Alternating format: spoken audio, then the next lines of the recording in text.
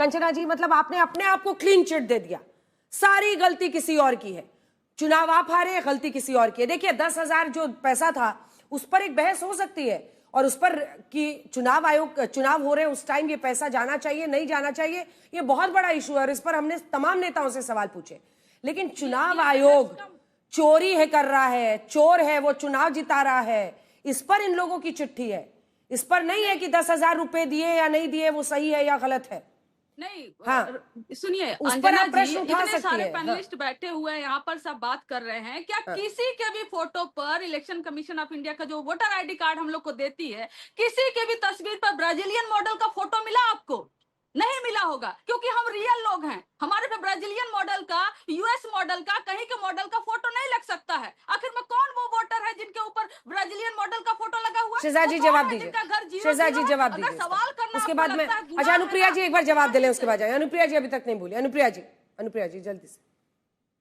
अंजना जी, आज रिजल्ट आए हुए 5 दिन हो गया और आज मुझे विपक्ष पे मुझे तरस आ रहा है, क्योंकि ये जिस तरह का नैरेटिव बनाने का प्रयास कर रहे हैं और जिस तरह का वक्तव्य दे रहे हैं, ये मान के चलिए कि 2030 में इनकी स्थिति और भी बुरी होने वाली। जब समय है, आपको है कि हार में सहज स्वीकार कर करके आपको मंथन करने का समय, तो आप आरोप लगा रहे हैं।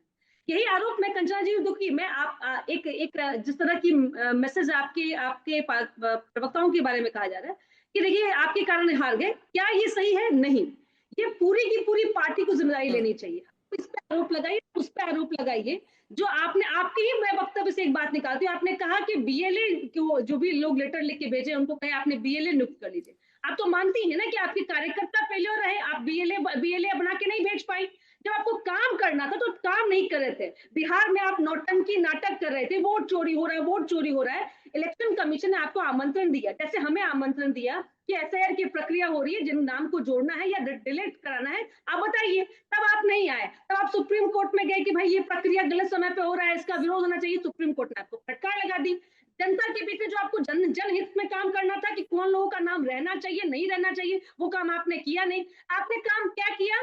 भाई देखो, ईवीएम खराब हो जाता है और मुझे लगता है कि आरजेडी के प्रवक्ताओं को, आरजेडी के नेताओं को कम से कम मंथन करने चाहिए। तो कांग्रेस के इसी नैरेटिव के साथ में रहिएगा तो आपकी पार्टी का यही हर्ष होगा। और मुझे लगता है कि जिस तरह कांग्रेस दे रही है, ये हाशिए के में चले जाएंगे। देश में 99 पे आ गए और मैं फिर कह रही हूँ कि यही नैरेटिव बनाइएगा कि देश की जनता कोई मूर्ख नहीं है।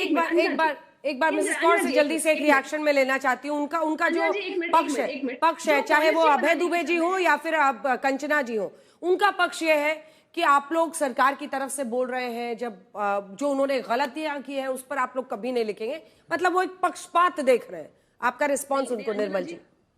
अंजना जी पहले तो ये है, यदि मेरी बारी है तो मैं बोलूंगी, मुझे नहीं मालूम कोई और भी बोलने का प्रयास कर रहे हैं। मेरा ये कहना है कि ये इनकी मतलब इतना, पहले तो हम सोचते थे जब बहुत साल पहले कि नाच न जाने आंगन टेढ़ा वाली बात हो रही है, इन्हें संस्थाओं का पता ही नहीं। पर अब पक्की तरह समझ आ रहे हैं कि ये इसमें इनकी बिल्कुल उद्देश्य है कि संस्थाओं को बदनाम करे और किसको, व्यक्तियों को बदनाम करे। देखिए व्यक्ति आते व्यक्ति जाते हैं, संस्थाएं बनी रहती हैं। आज जब से हमारा देश प्रजातंत्र बना है, कितने इलेक्शन कमिश्नर आए गए, कितने आए, हमें तो नाम भी सबको याद नहीं, कुछ कुछ याद है, जैसे टी.एन. शेषन साहब का याद है या गोपाला स्वामी या कुछ मुख्य लोगों का याद है जिन्होंने कि अपने समय में काफी मतलब ऐसे काम किए जिससे वो काफी चर्चा में रहे, डायनेमिक टाइप के लोग थे। और इसका मतलब ये नहीं है, परंतु ये जैसे व्यक्तिवाद को बढ़ावा दे रहे हैं बजाय संस्था के। संस्थाएं हमेशा स्ट्रांग रहनी चाहिए। कोई भी जो राष्ट्र है, प्रजातंत्र हमारा इतना स्ट्रांग है, इतना वाइब्रेंट है, इतना डायनेमिक है, इतना रोबस्ट है, क्यों है? क्योंकि हमारी संस्थाएं स्ट्रांग है। हमारी जो संस्थाओं पे प्रजातंत्र टिका हुआ है, संस्थाएं हमारे प्रजातंत्र के खंभे हैं और संस्थाओं को अटैक करना चाहिए तो उसके नियम है, उसकी प्रक्रिया है। भारत स्पीचेस में संस्थाओं को attack Nirmal ji, I couldn't agree with you more. Bharat में आज तक जब भी सत्ता परिवर्तन हुआ है या तख्ता पलट हुआ है, जनता ने किया है, वोट से किया है। ये कोई नेपाल, श्रीलंका, बांग्लादेश और पाकिस्तान नहीं है। आज तक बड़े बड़े आंदोलन हुए इस देश में, लेकिन एक भी आंदोलन की वजह से सरकार हट गई और नहीं बन गई, ऐसा नहीं हुआ।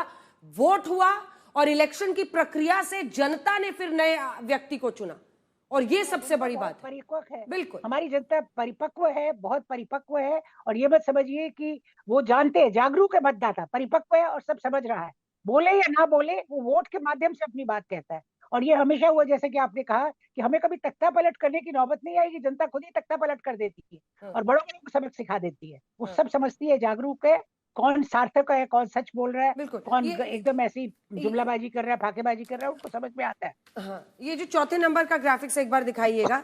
नरेंद्र मोदी 6 बार, 3 बार मुख्यमंत्री के तौर पर और फिर तीसरी बार पीएम के तौर पर वापसी करते हैं। नीतीश कुमार 5वीं बार 2005 से अब तक, नवीन पटनायक 5 बार 2000 से 2024 तक, पवन चामलिंग जो है 5 बार करते हैं 94 से 19 तक, ज्योति बसु 5 बार 77 से लेकर साल 2000 तक।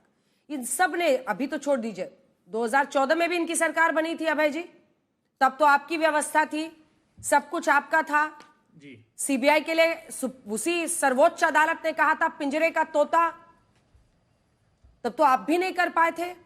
अरे वोटर निकलता है साहब, वोटर निकलता है अपने घर से, और अगर वोट वो नहीं दे पाता, वो वहां पर डटा रहता है।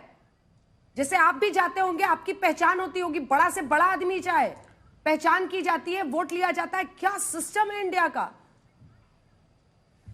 सब गड़बड़ है, सब झूठ है, सब मतलब सब खेल है अंजना जी। मैं कांग्रेस को हराने के लिए। कांग्रेस को नहीं, देश के प्रजातंत्र को हराने के लिए। मैं हतप्रभ हूं, इतने बड़े लोग आपके टेलीविजन पर बैठे हैं। मुख्य चुनाव आयुक्त ने 12 राजनीतिक दलों के सामने यह कहा कि 20% वोट तो काटूंगा मैं। कब? जब एसआईआर की प्रक्रिया चालू नहीं हुई थी। किसी एक राजनीतिक दल ने सत्ताधारी आपत्ति दर्ज कराई कि असंवैधानिक बयान कैसे दे रहे हैं। 272 लोगों में से एक व्यक्ति सामने आया कि यह असंवैधानिक बयान कैसे दे रहे हैं। सीसीटीवी फुटेज नहीं दूंगा। अरे चंडीगढ़ में जो वोट चोरी पकड़ाई भारतीय जनता पार्टी की, वो सीसीटीवी से पकड़ाई थी कि कैसे अवैधानिक तरीके से वोट इन्होंने निरस्त किए। क्या हमने नहीं देखा जो दिल्ली के चुनाव में वोट देने वाले भारतीय जनता पार्टी के सांसद, भारतीय जनता पार्टी के नेता बिहार में भी अपनी सेल्फी ले रहे हैं वोट के लिए। तो जो कहते थे ज्ञानेश कुमार कि जो पलायन कर गए उनको अधिकार नहीं बिहार में वोट देने का, असंवैधानिक वक्तव्य, वो कैसे फिर अलाउ कर दिया उन लोगों को। आपने बहुत अच्छा प्रश्न खड़ा किया 10-10 हजार रुपए का।